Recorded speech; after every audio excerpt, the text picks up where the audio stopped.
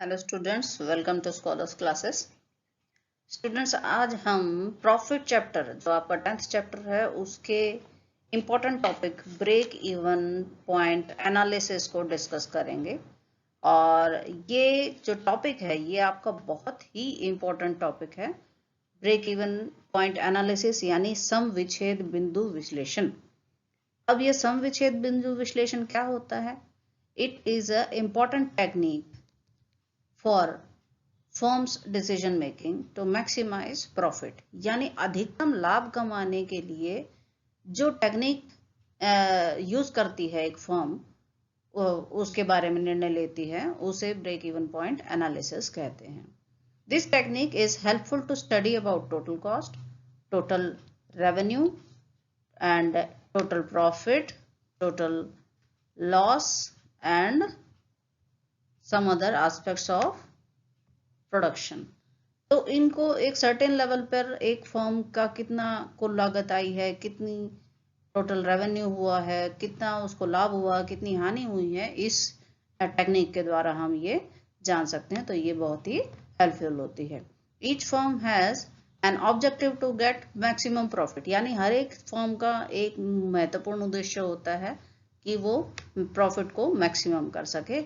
और वो प्रॉफिट क्या होता है? It is difference between total revenue and total cost, यानी कुल आय और कुल लागत के बीच में जो अंतर होता है उसे हम प्रॉफिट कहते हैं। एक फर्म के प्रॉफिट को अर्थशास्त्र की भाषा में दो पार्ट्स में डिवाइड किए जाते हैं, जैसे कि पहला इकोनॉमिक प्रॉफिट और दूसरा zero economic profit. Economic profit यानी आर्थिक लाभ, इसे हम सुपर नॉर्मल प्रॉफिट भी कहते हैं, यानी असामान्य लाभ। अब सुपर नॉर्मल प्रॉफिट या इकोनॉमिक प्रॉफिट क्या होता है कि अगर मान लो हमने किसी क्वांटिटी की एक निश्चित मात्रा बेची है और उससे जो हमें आय मिली है उसमें से अगर हम अपनी कुल लागतों को घटाते हैं तो वो हमारे पास इकोनॉमिक प्रॉफिट होता है। अब जैसे मान लो अब 4 मेज आप टेबल्स आपने बनाए हैं और 4 टेबल्स का जो कॉस्ट है वो 400 रुपीज है। 400 रुपीज आपकी टोटल कॉस्ट आई है और 500 रुपीज आपने उसको बेचा। अगर 500 में से अगर आप 400 आपकी लागत अगर आप माइनस करते हैं तो वो हमारे पास आएगी 100 रुपये, जो हमें बचते हैं उसको हम टोटल प्रॉफिट, इकोनॉमिक प्रॉफिट कहेंगे। दूसरा, ये हमारा टोटल इकोनॉमिक प्रॉफिट आ गया। जीरो इकोनॉमिक प्रॉफिट यानी शून्य आर्थिक लाभ। शून्य आर्थिक लाभ क्या होता है? वो मिनिमम अमाउंट जो किसी एंटरप्रेन्योर को कार्य में लगाए रखने के लिए अवश्य उसे चाहिए, और इसको हम इम्प्लिसिट कॉस्ट भी कह सकते हैं। और ये उस स्थिति में प्राप्त होती है जब कुल आय कुल हानि लागत के बराबर होती है, तो उसको जीरो इकोनॉमिक प्रॉफिट कहते हैं। और यही हमारा ब्रेक इवन पॉइंट का लेवल होता है जहां पर हमें जीरो प्रॉफिट होते हैं। अकॉर्डिंग टू हार्वर्ड डेविस के अनुसार ब्रेक इवन पॉइंट जो होता है वो एक विश्लेषण द्वारा होता है, किया जाता है, उसका अध्ययन किया जाता है। तो ब्रेक इवन एनालिसिस क्या होता है? It is the technique which show how to identify the level of output and sale of volume at which the firm breaks even with revenue and being sufficient to cover all its cost। यानी break even जो सम विच्छेद विश्लेषण वो पद्धति है जिससे कि हम ये ज्ञात कर सकते हैं, एक फर्म ये ज्ञात कर सकती है कि उत्पादन या बिक्री की उस मात्रा को कैसे ज्ञात किया जाए जिस पर एक फर्म की कुल प्राप्तियां कुल लागत के बराबर हो।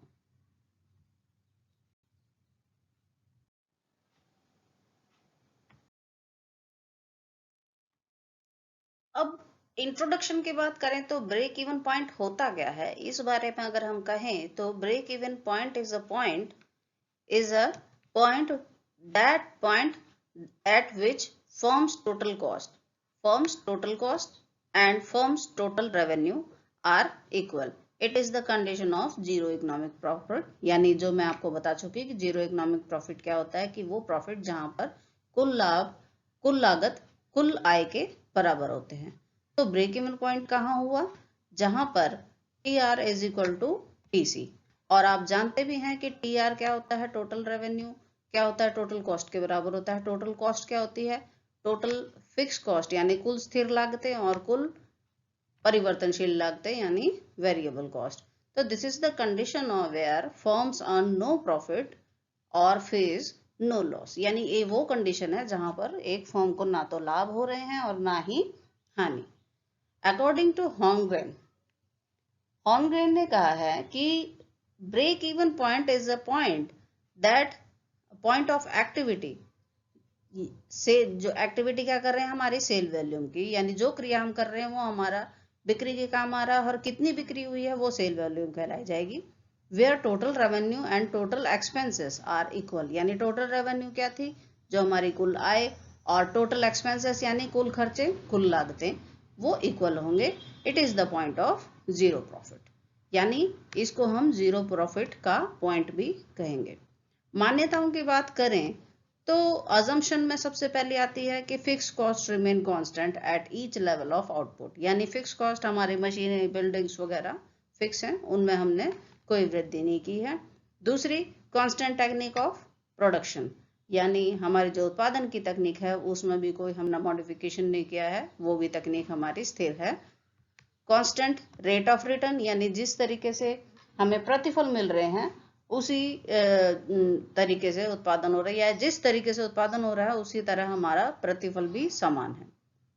कांस्टेंट सेल प्राइस, यानी हमारी जो विक्रय कीमत है, यानी वस्तुओं को बेचने की जो कीमत है उसमें हम कोई परिवर्तन नहीं कर रहे, या फर्म कोई परिवर्तन नहीं कर रही।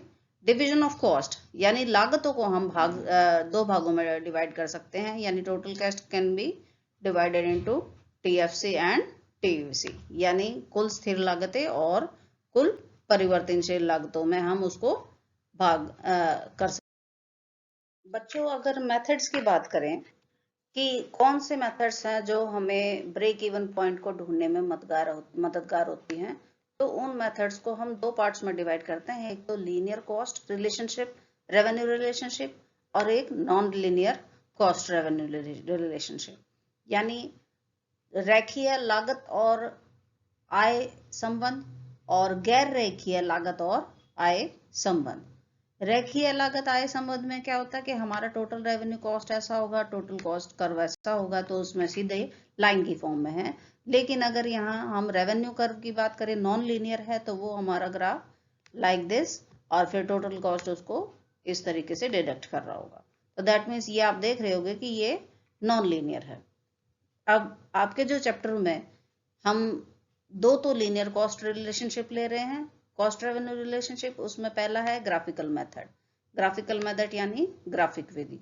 दूसरा है अलजेब्रिक मेथड यानी इक्वेशन मेथड यानी समीकरण विधि। और non linear cost revenue relationship में अगर हम लें तो उसमें कंट्रीब्यूशन मार्जिन मेथड हम डिस्कस करेंगे, यानी अंश योगदान विधि। ये तीन मेथड हम डिस्कस करेंगे। पहला ग्राफिक मेथड विधि या ग्राफिक विधि जिसे कहते हैं।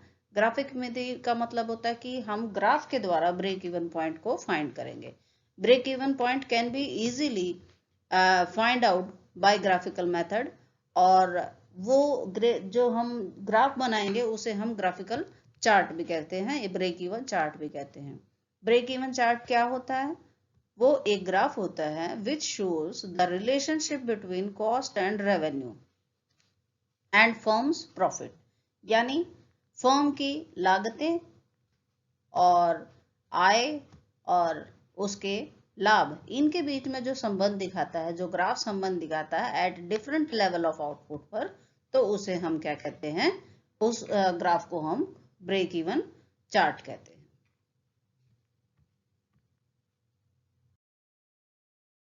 अब जैसे कि ग्राफ में दिखाया गया है कि ये जो OY एक्सिस है, OX एक्सिस पे तो मैंने उत्पादन स्तर लिया है, और OY एक्सिस पे रेवेन्यू और कॉस्ट ले रही हूँ, और जो हमारा टोटल रेवेन्यू जो कर्व है वो लीनियर है, और ये सीधा 45 डिग्री पर है, जिससे कि जीरो लेवल क्या शो कर रहा है कि जीरो लेवल पर हमारा रेवेन्यू भी जीरो है, और जैसे जैसे हमारी इनकम बढ़ रही है, आउटपुट लेवल बढ़ रहा है, वैसे वैसे ही हमारा रेवेन्यू भी इंक्रीज हो रहा है। और लागतें हम कुछ फिक्स लागतें होती हैं जो यहाँ से ये इस पॉइंट पर, ये P पॉइंट मैं इसको मान लेती हूँ। अगर P पॉइंट पर OP जो लेवल है वो हमारा फिक्स कॉस्ट दिखा रहा है और फिक्स्ड कॉस्ट को मैंने इस लाइन से लिया गया है। ये पूरी लाइन जो डैश डैश डॉटेड है इसको मैं टोटल फिक्स कॉस्ट के साथ दिखा रही हूँ। अब इससे ऊपर जो वेरिएबल कॉस्ट शुरू होती हैं वो टोटल कॉस्ट को और फिक्स कॉस्ट के समेशन को दिखाती है। जो ये टोटल कॉस्ट दिखा रहा है इसमें टोटल वेरिएबल कॉस्ट और टोटल फिक्स कॉस्ट दोनों हैं। ये टोटल रेवेन्यू कॉस्ट कर्व को ई पॉइंट पर काट रही है और ये पॉइंट जो है वो हमारा ब्रेक इवन पॉइंट है। ब्रेक इवन पॉइंट क्या है? जहां पर टोटल रेवेन्यू टोटल कॉस्ट के बराबर है और उस समय उत्पादन स्तर क्या है? OQ लेवल है और जो हमारी लागतें हैं वो क्या होंगी? वो इसको मैं यहाँ शो कर रही हूँ C मान लिया जैसे, तो हमारा ये पूरा OC जो लेवल है ये हमारा कॉस्ट या रेवेन्यू इक्वल दिखा रहे हैं कि यहाँ पर हमारी रेवेन्यू भी उतनी है और कॉस्ट भी उतनी है। अगर मान लो OQ लेवल के बीच में इस स्थिति में अगर कोई फर्म उत्पादन कर रही है तो वो उसको हानि उठानी पड़ेगी, क्योंकि यहाँ पर टोटल जो कॉस्ट है वो टोटल कॉस्ट जो है वो टोटल रेवेन्यू कर्व से ऊपर है, जिसकी वजह से ये लॉस का रीजन आ रहा है। और उसी तरीके से अगर मान लो टोटल कॉस्ट और टोटल रेवेन्यू का रीजन हो गया, अब ये जो रीजन दिख रहा है ये लॉस का रीजन है, क्योंकि OQ से पहले जो रेवेन्यू कॉस्ट है वो टोटल कॉस्ट से नीचे है।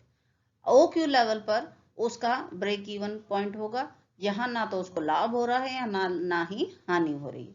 लेकिन इस लेवल से अगर वो आगे कर रहा है उत्पादन, वो फर्म उत्पादन आगे कर रही है, बढ़ा रही है, तो उसको यहाँ पर प्रॉफिट मिलेंगे, क्योंकि यहाँ पर इस जो ये रेखा को आप देख रहे हो कि total revenue curve total cost से ऊपर है, तो ये सारा जो जोन होगा वो हमारा क्या होगा? प्रॉफिट लेवल होगा। ये सारा जोन प्रॉफिट लेवल को शो कर रहा है। दैट मीन्स एक फर्म उत्पादन का अपना बिंदु वो आधार मान सकती है कि जहां पर उसको जीरो लाभ है और उससे आगे अगर वो उत्पादन करेगी तो उसे लाभ ही प्राप्त होंगे।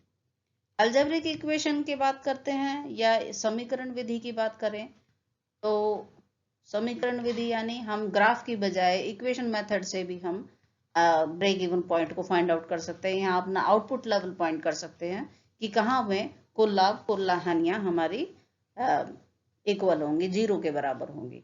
अब कुल लाभ क्या होता है उसको मैं पाई से डिनोट कर रही हूँ। पाई क्या है? वो कुल आय और कुल लागतों के बीच का अंतर होता है। अब लाभ जब जीरो होंगे तो इस समय कुल जो आय है वो कुल लागतों के बराबर होगी। कुल लागत आय जो होती है वो क्या होती है? प्राइस और जितनी मात्रा में हमने क्वांटिटी उस कीमत पर बेची है उनका गुणनफल होती है, उनका प्रोडक्ट होती है। और टोटल कॉस्ट क्या होती है? वो हमारी टोटल कॉस्ट और टोटल वेरिएबल कॉस्ट का समेशन होती है, जोड़ होती है, यानी कुल स्थिर लागतें और कुल परिवर्तनशील लागतें इन दोनों का जोड़ होती है। और ब्रेक इवन पॉइंट पर हमारी जो कुल लागतें कुल आय के बराबर होती है।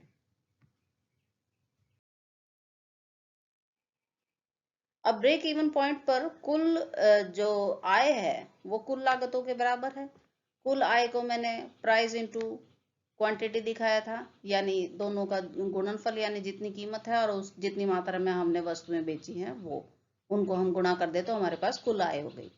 और कुल लागत जो है वो हमारी TFC प्लस QAVC। अब ये QAVC क्या था? जो हमारा TVC था वो हमारा कुल औसत परिवर्तनशील लागतों को उसकी मात्रा से गुणा कर दी जाए, वस्तुओं की मात्रा से, तो हमारे पास TVC आ जाता है।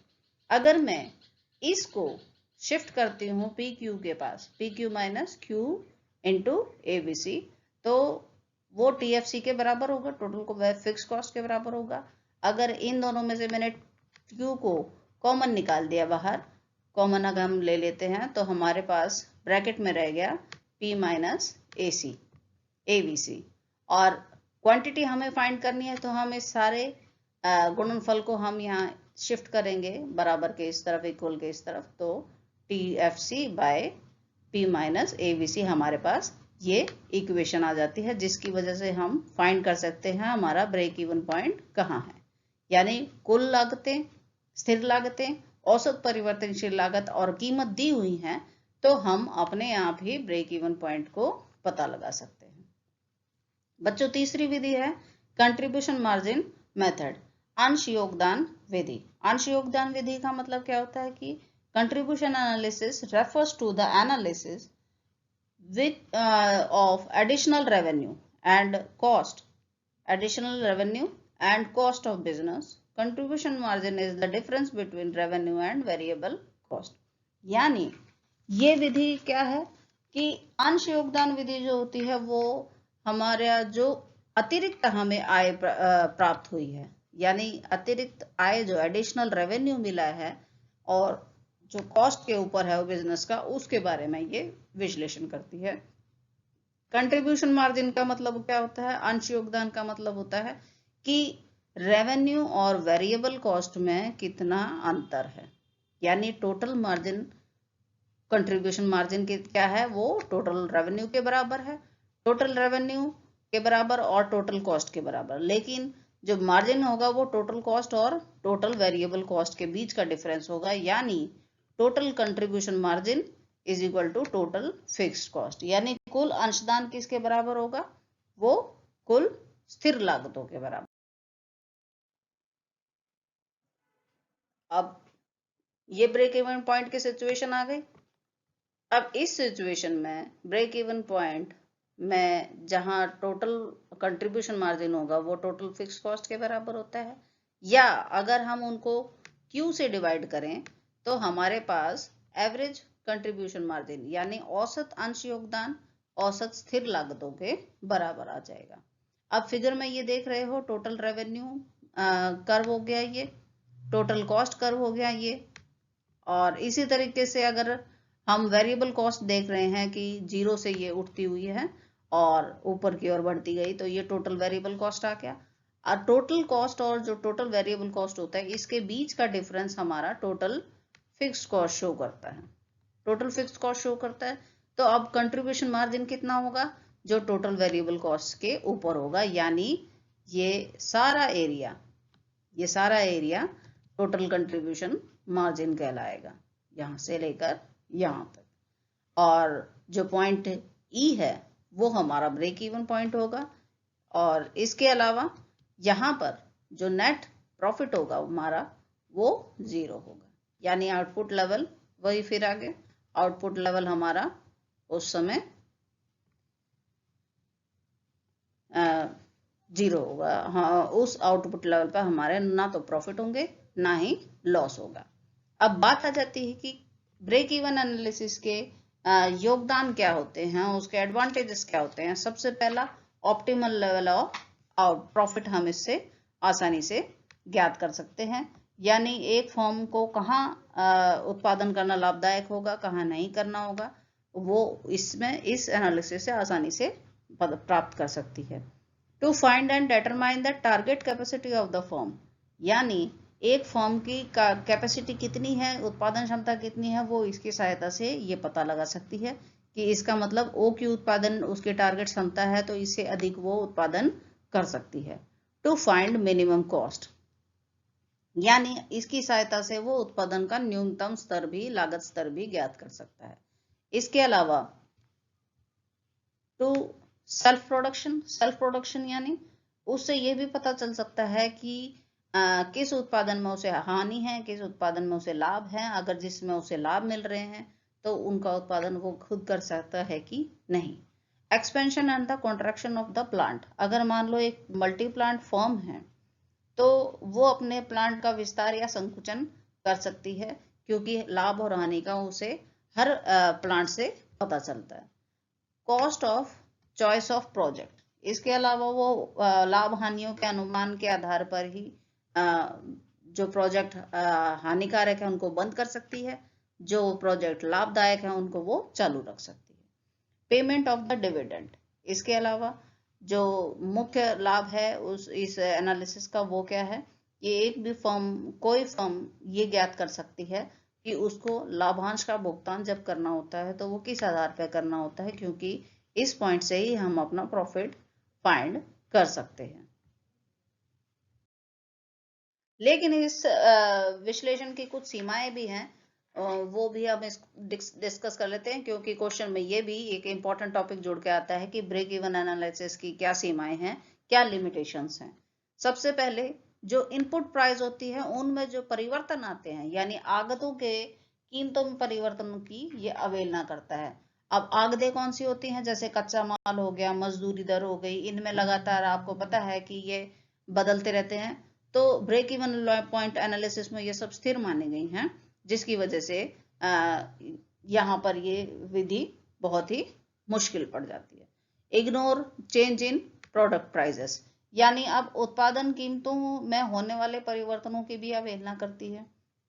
मान लिया इसमें मान्यता ये मानी गई थी कि उत्पादन की कीमतें स्थिर हैं, लेकिन वास्तविक जीवन में उत्पादन की कीमतों में क्या होते हैं, वो परिवर्तन होते रहते हैं, और उन परिवर्तनों को इसमें शामिल नहीं किया जाता, क्योंकि इसकी वजह से अनुमान लगाना कठिन हो जाता है। तो यहाँ पर भी ये संबंध समविच्छेद विश्लेषण, ब्रेक इवन एनालिसिस अनरियलिस्टिक, अवास्तविक हो जाता है। It is static theory. Static theory यानी अगत्यात्मक, यानी स्थिर थ्योरी है। इसमें गत्यात्मक का कोई विश्लेषण, कोई स्थान नहीं दिया गया है, क्योंकि लागत, उत्पादन मात्रा, विक्रय आय, सेलिंग प्राइस वगैरह सभी को इसमें स्थिर माना गया है, जबकि वास्तविक तौर पर हमारी इकोनॉमी में ये सभी डायनामिक होती है, गत्यात्मक होती है। Unrealistic assumption of linear relationship, यानी जो रेखीय संबंध है, लीनियर रिलेशनशिप यानी रेखीय संबंध, हमेशा टोटल रेवेन्यू और टोटल कॉस्ट में लीनियर रिलेशनशिप नहीं होता। टोटल रेवेन्यू हमारा इस तरीके से भी हो सकता है, और कभी कभी वो हानिकारक भी हो सकता है। तो वो सारी चीजें क्या होती हैं, रेखीय फॉर्म में नहीं हम उसको रखते, वास्तविक जीवन में ये लीनियर फॉर्म में नहीं होती। Profit is not function of output only, और जो प्रॉफिट होता है वो सिर्फ उत्पादन का फलन नहीं है। क्यों? क्योंकि ये टेक्निकल चेंजेस, कुशल प्रबंध, स्किल, उत्पादन के पैमाने पर भी निर्भर करता है कि जैसे जैसे हम इनमें वृद्धि करेंगे तो हमारे लाभ भी बढ़ेंगे। तो हम सिर्फ उत्पादन के भरोसे प्रॉफिट को डिटरमाइन नहीं कर सकते। इग्नोर सेलिंग कॉस्ट, यानी विक्रय लागतों की भी अवहेलना की गई है। विक्रय लागत यानी हमें जब बेचते हैं उसमें एडवर्टाइजिंग कॉस्ट वगैरह सब कुछ होती हैं। तो सेलिंग कॉस्ट हमने मोनोपोलिस्टिक कंपटीशन में करा भी था कि विक्रय लागतें होती हैं अपने प्रोडक्ट को बेचने के लिए, तो यहाँ उनका कोई डिस्कशन नहीं है। इग्नोर इम्परफेक्ट कंपटीशन, यानी अपूर्ण प्रतियोगिता की पूरी तरीके से अवहेलना की गई है। इसका मतलब क्या होता है कि जो लीनियर आय वक्र है, वो क्या है, टोटल रेवेन्यू प्रॉफिट, वो OX एक्सिस के पैरेलल खींचा गया है, जबकि वास्तव में ये सिर्फ पूर्ण प्रतियोगिता में ही लागू हो सकता है। अपूर्ण प्रतियोगिता में इसका कोई, इसलिए अपूर्ण प्रतियोगिता को इसने अवहेलना की है, जबकि वास्तविक स्थिति हमारी अपूर्ण प्रतियोगिता की मार्केट कंडीशंस होती है। Unsuitable for multi plant product, multi product जो बनाती हैं फर्में, जैसे एक प्रोडक्ट, एक प्लांट या एक फर्म कई उत्पादों को बना रही है, या उनके अनेक प्लांट है या कई डिपार्टमेंट होते हैं, तो वहां पर समविच्छेद बिंदु का विश्लेषण करना मुश्किल हो जाता है।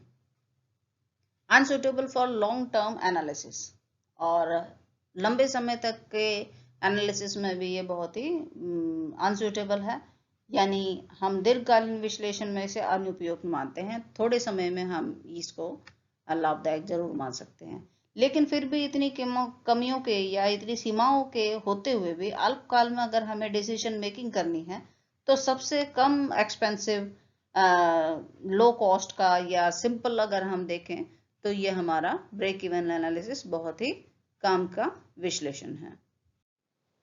तो बच्चों, ये अब आपका सिलेबस कंप्लीट हो चुका है, और आप अच्छे तरीके से अपनी तैयारियों में जुट जाइए, जिससे कि आपको कोई ही दिक्कत ना हो। और thank you for watching me, and don't forget to like and subscribe and share this YouTube link.